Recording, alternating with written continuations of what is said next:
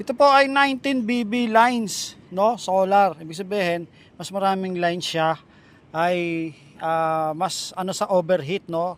Iwas do sa sunog. Pero yung cause naman ng nagiging sunog sa solar, minsan yung wire, no, manipis. Ina-underestimate nila yung 12 volts o yung 48 volts. Pero pagka nagdikit yon talagang at manipis yung kable mo, ay talagang ano, may sunog kang kakaharapan, no? So ito, may access po tayo dito para maglinis ng solar kasi yung kabila, yon ay walang access, no?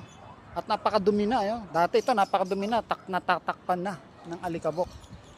Pero yan po, nalinis na at nakabit na itong mga bago. Yan po, yung dalawa doon, lahat po yan 200 watts. So hindi po totoo na ano yun? Uy, sunog yun ah.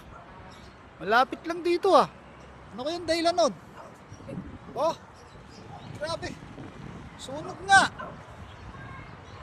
Ayun oh. Malapit lang. Solar kaya ang dahilan o Meralco? Grabe.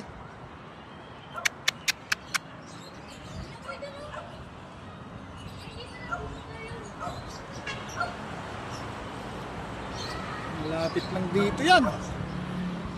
So, baba po muna tayo at naayusin natin. Safe naman ang ating solar.